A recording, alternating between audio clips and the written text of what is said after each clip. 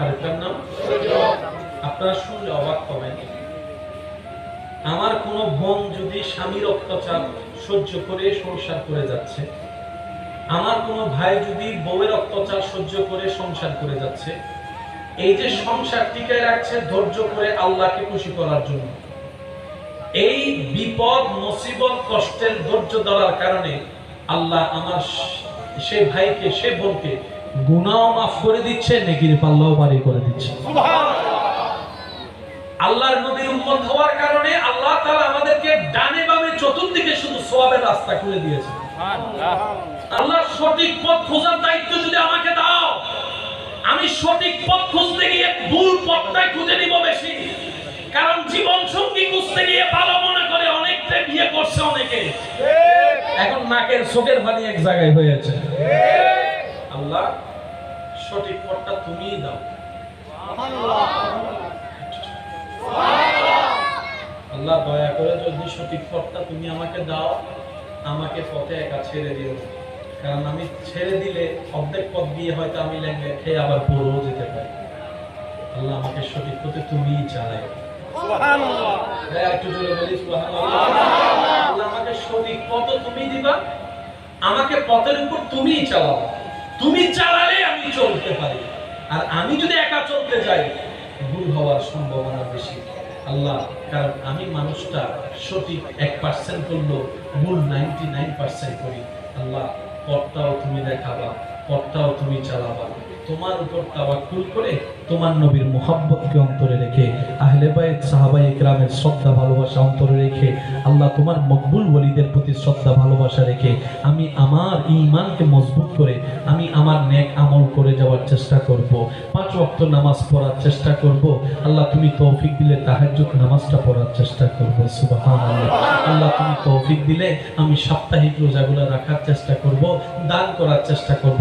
ইয়া রব, আমি যেন প্রতিটা কাজ তোমার নবীর মুহাব্বত নিয়ে তোমাকে খুশি করে করতে পারি, সে তৌফিক তুমি আমাকে দান করো, সে তৌফিক আমাকে দান করো। কারণ আমি বান্দা, কাল হাসরের ময়দানে আমার আমলের উপর ভরসা করে আমি যাব না, আমি তোমার রহমতের উপর ভরসা করে আমি যাব। কারণ আমি জানি আমার আমল আমাকে জান্নাতে নিতে পারবে না, কিন্তু তুমি একটু দয়া করলে আমি 1000 গুনাহগার হওয়ার পরও আমার ঠিকানা জান্নাতে।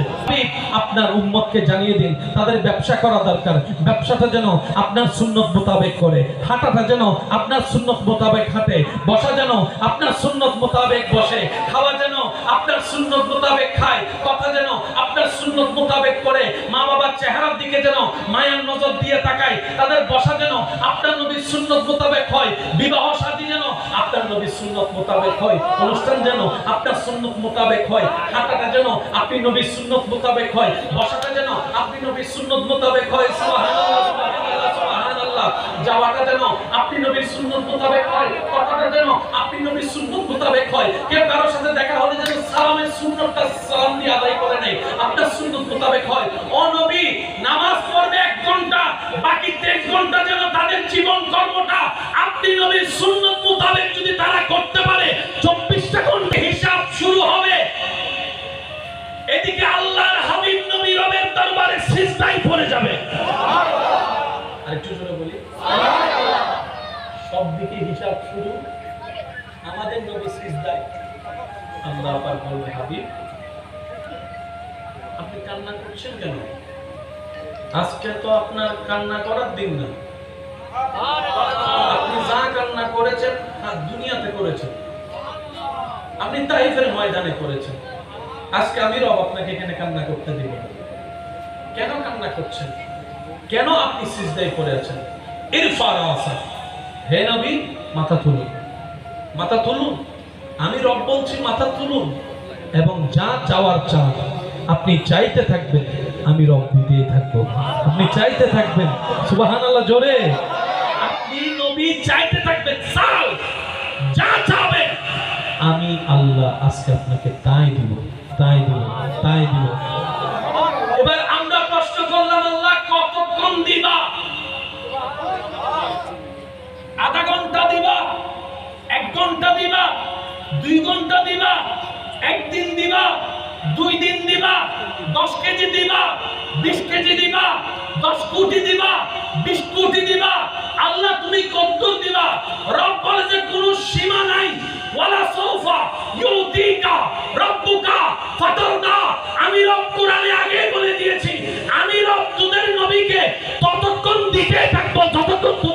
খুশি না হবে। নবী খুশি হওয়া পর্যন্ত আল্লাহ শুধু দিতে থাকবে, নেন নেন নেন। আল্লাহ দিতে থাকবে, নবী নিতে থাকবে, আল্লাহ দিতে থাকবে, নবী নিতে থাকবে। আর নবীর নেওয়াটা কি? জাহান্নামী উম্মতকে জান্নাতি করা। যাদের অন্তরে বিন্দু পরিমাণ ঈমান থাকবে তারা একদিন না একদিন জান্নাতে যাবেই যাবে রবের দয়ায়। সেজন্য ঈমান হচ্ছে সবচেয়ে বড় সম্পদ। ঈমান সবচাইতে গড়ের জিনিস মেইন কি? সাদ না পিলার? নামাতে পিলার না বেস? সাদের আগে পিলার, পিলারের আগে বেস। না থাকলে পিলার, পিলার না থাকলে সাদ, সাদ না থাকলে দুই তালা, দুই তালা না হলে পাঁচ তালা। আর এ হারিবে কলমানা হারিবে। সব বন্ধ করি বাবু চল। ও দশতলা বিল্ডিং তো মানে হলাই নিচে কিছু নাই, বাতাসে ঘুরবে। ঘরে থাকা সম্ভব। সেজন্য বাস্তবতাকে মেনে নিতে হয়। আর বাস্তবতার উজ্জ্বল বাস্তবতা হচ্ছে ইসলাম। ইসলামের মতো বাস্তব আর কিছু নেই, বলেন না সুবহানাল্লাহ।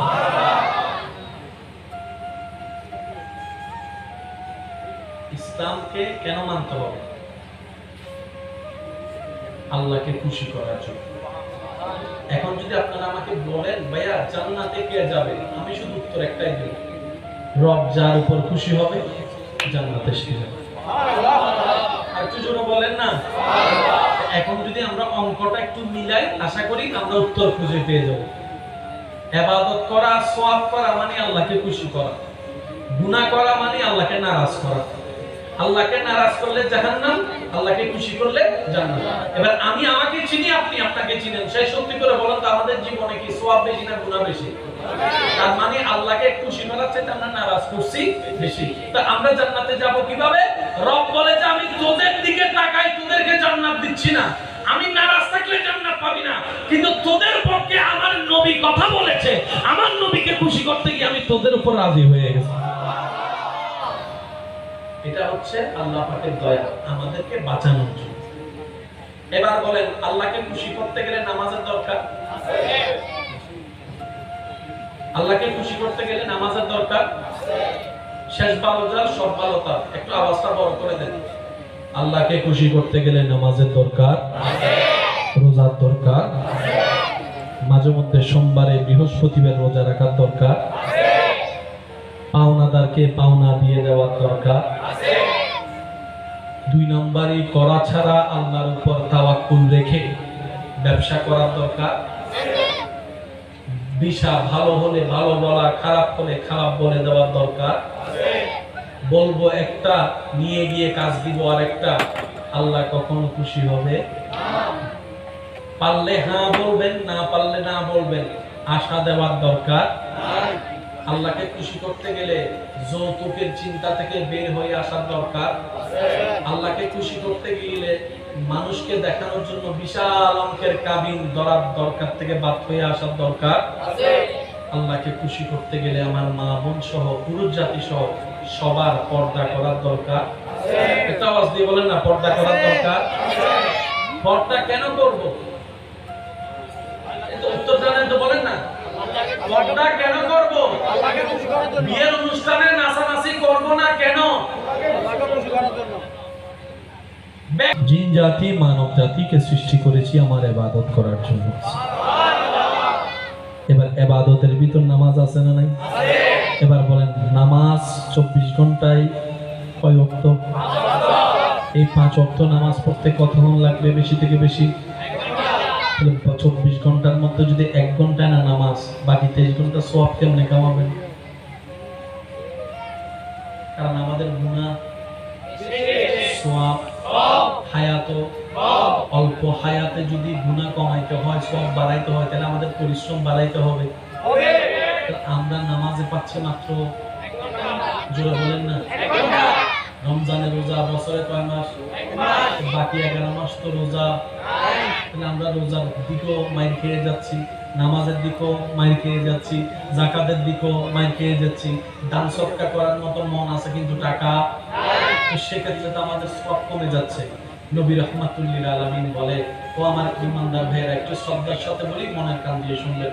আমার নবী, আপনার নবী, রাহমাতুল লিল আলামিন নবী, উম্মতের কান্ডারি নবী, কাল হাসরের ময়দানে সুপারিশকারী নবী, আল্লাহর হাবিব নবী, ইমামুল আম্বিয়া নবী, আল্লাহর প্রিয় নবী রাহমাতুল লিল আলামিন আল্লাহকে বলছেন, আল্লাহ আমার উম্মতের তো হায়াত কম, হায়াত কম, আমার উম্মতের তো হায়াত কম।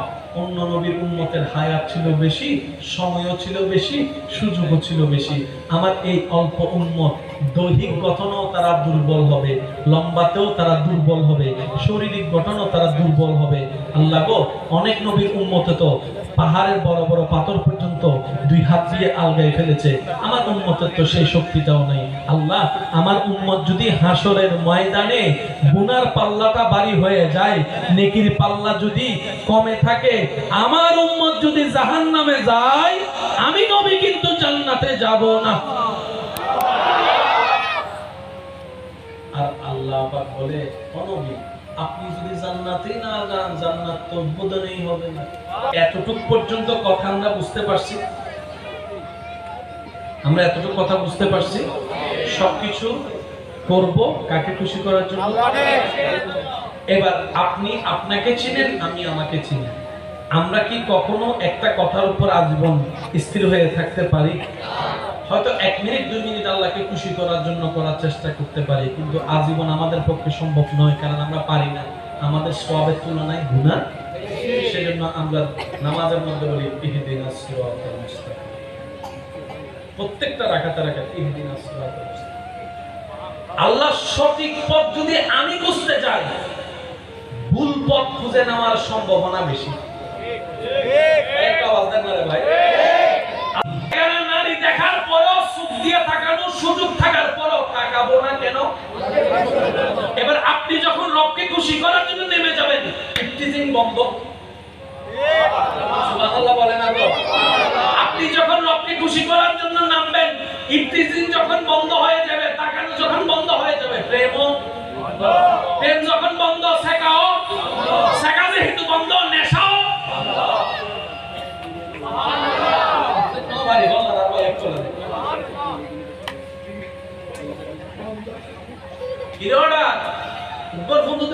ব্যাপার কি?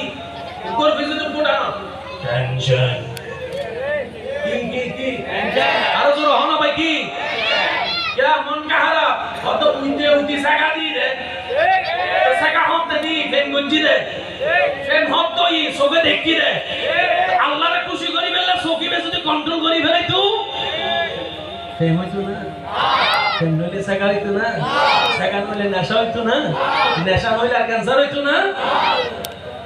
এতাল্লাই যে আল্লাহকে খুশি করতে নামে, করে লাগিয়া কান্দরে মনে, করে লাগিয়া বান্দ, করে লাগিয়া কান্দরে মন, করে লাগিয়া বান্দ। কেউ তো তোমার আপন হবে না, যেজন হবে আপনা সেই তো মদিনা। সবাই যেজন হবে আপনা সেই তো মদিনা। করে লাগিয়া কান্দরে মন, করে লাগিয়া বান্দ, কেউ তো তোমার আপন হবে না, যেজন হবে আপনা সেই তো মদিনা। চল একবার বলি মারহাবা।